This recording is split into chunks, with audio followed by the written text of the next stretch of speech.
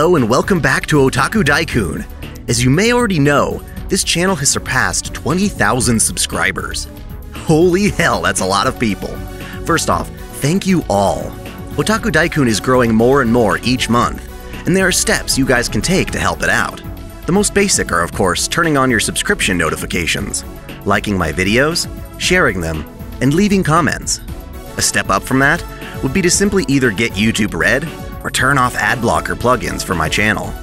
Believe it or not, that revenue is saving my ass. And all it takes for you is to watch the ads at the start of my videos. The next step would be to support me directly with donations. There's always my Patreon, which has an assortment of benefits for each pledge. But you can always leave one-time donations here on YouTube via the Super Chat features during my various live streams. Lastly, I've got some merch, and I'm working on a new design that will be more affordable to a larger audience. Expect that to be integrated directly into the channel in the coming months. If you value this channel and my content, doing any of these things helps, from a thumbs up to actual financial support. I am honored by all of your contributions. Now, it's impossible to deny, the last few months have literally been nothing but Fate lore, waifu wars, and live streams. Some of my earlier content, namely reviews and lists, have taken a back seat due to their lack of popularity. I want to change that. Be assured, I'm still watching more anime than ever, and I'd love to give my thoughts on them. Thus, Anime Surge, a rapid-fire list of anime reviews. This will allow me to talk about an assortment of anime I've been watching, spoiler-free mind you, while leaving enough room in my weekly uploads for your favorite lore content. For each featured anime, I'll be giving my traditional recommendations on this handy scale. Starting from best to worst, we have legendary anime, which are worth proudly owning and cherishing. Amazing anime, which are worth their hype regardless of your individual preferences.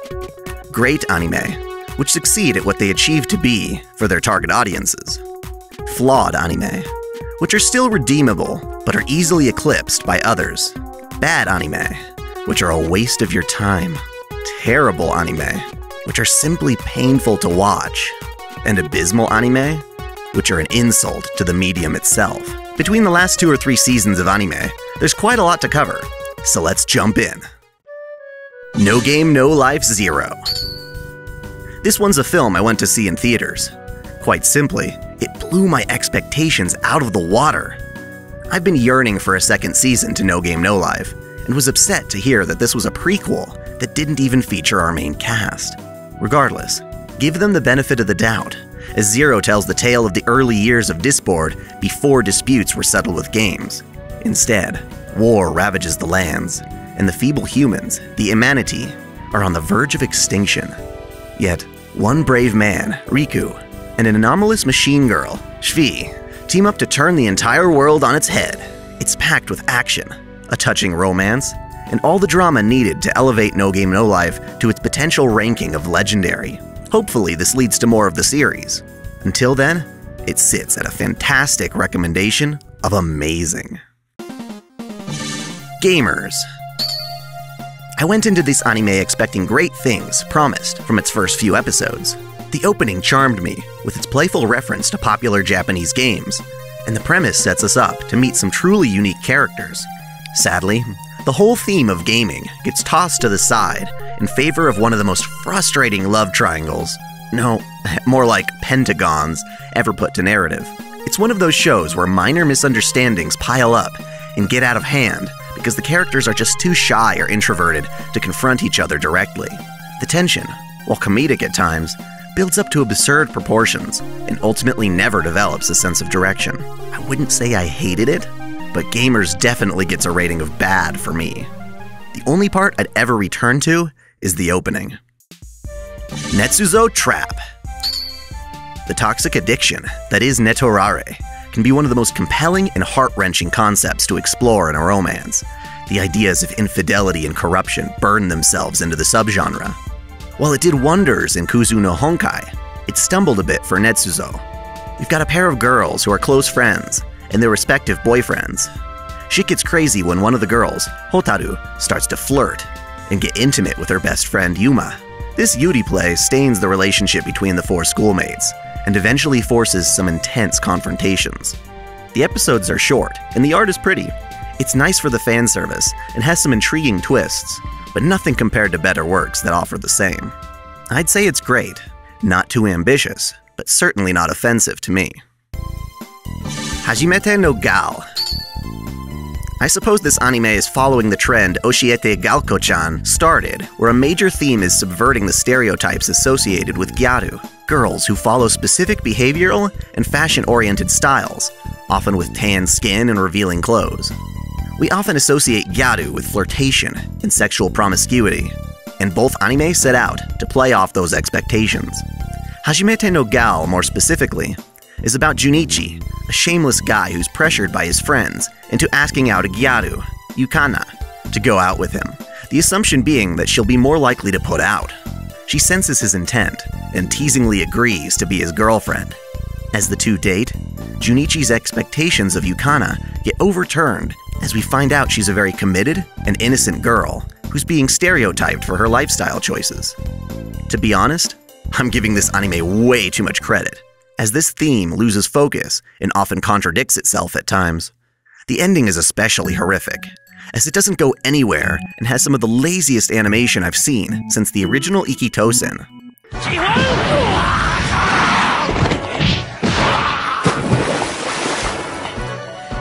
It has some value in two of its characters, Yukana and Ranko, but the rest of the cast is grating.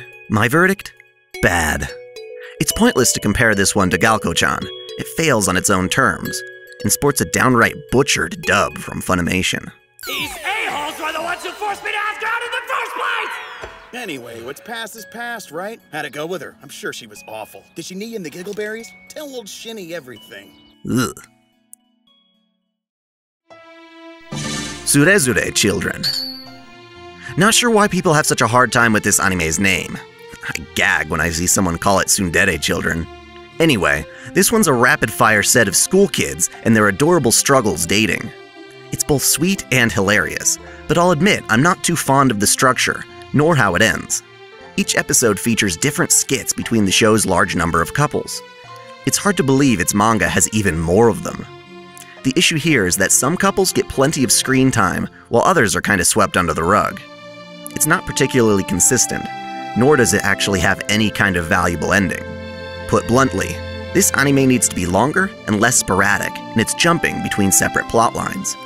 As it currently stands, the main reason to watch this anime is for the interactions between two couples. Masafumi, the sneakily honest intellectual, and his hot-tempered girlfriend Ryoko have clashing personalities and are genuinely sweet. Then there's Kana and her boyfriend Chiaki, who can't seem to shake the awkwardness of their pursuit of sex. It had the potential to be amazing, but I'll have to settle for great. Either way, it's a quick binge, should you desire. Koito Uso. I have a friend who absolutely hates this anime, both aesthetically and narratively. Personally, I don't agree, but I do see her point. Koito Uso is very polarizing in regard to its appeal. The best parts are its gorgeous art, music, and compelling premise.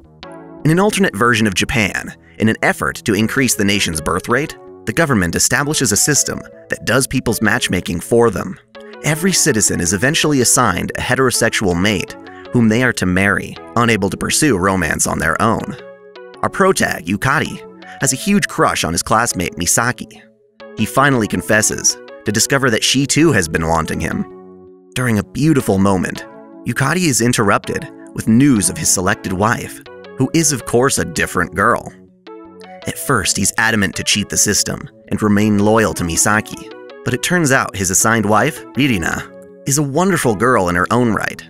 The main focus of the anime seems to be about Ririna helping Yukari hook up with his true love, but by the end, all that gets derailed and called into question. Sadly, I don't mean that in a good way. The source material is ongoing, so the ending is a damn cliffhanger and pretty anticlimactic. What could have been a great Romeo and Juliet-style forbidden romance boils down to an indecisive love rectangle. It gets to a point where you just don't understand what the hell the characters are thinking, or why they're acting a certain way. This lack of clarity causes the anime to fall into a flawed territory, which is definitely a letdown. Knights and Magic.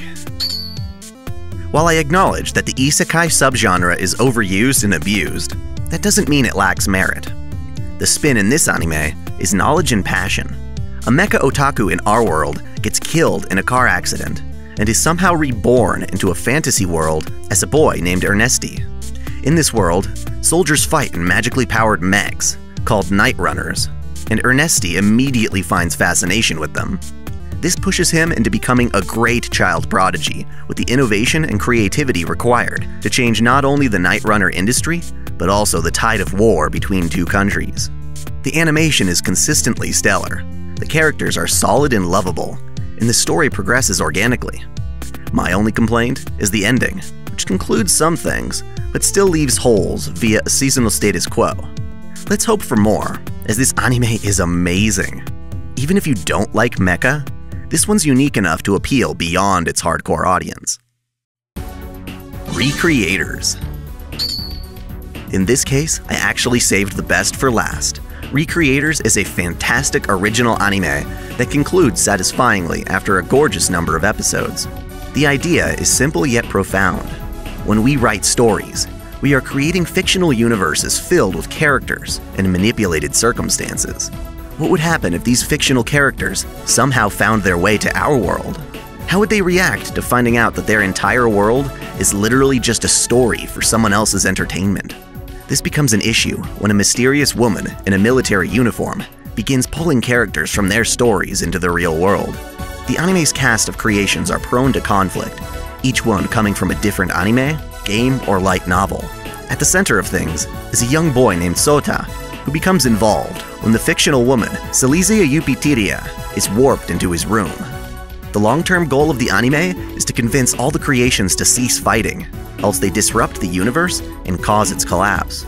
Studio Troika nailed it with this one, as its production values are exceptional. The themes created by Sawano Hiroyuki are addictive and long-lasting. Really, aside from some far-fetched story logic, this anime totally deserves a legendary. This video is brought to you in part by HelloTalk, an amazing app for learning languages through social exchange. If you've ever wanted to learn a language, perhaps Japanese, then HelloTalk may be perfect for you. As a supplement to hitting the books or taking classes, the HelloTalk app provides you efficient tools to learn by speaking directly with fluent speakers of your target language. It's a mutual exchange between yourself and partners, teaching each other through text, voice, and even video communication. It comes filled with translation tools to help the process along, offering a unique experience that formal education can't match. A ton of practical knowledge I have about Japan came from interacting with a pen pal I made online, which turned into a solid friendship of cultural exchange. With HelloTalk, getting that genuine experience is easier than ever. It's totally free for the first language, and you can get it for both iOS and Android devices. To get started, simply click the link in the top right or the link in the description below. Thank you so much for watching. What do you think about these shows? I'd love to hear your opinions in the comments below. As I mentioned before, if you enjoyed this video, then please like, comment, share, and subscribe to Otaku Daikun for more anime lists, reviews, discussions, lore videos, let's plays, and the Holy Waifu Wars. Until next time, celebrate your fandom.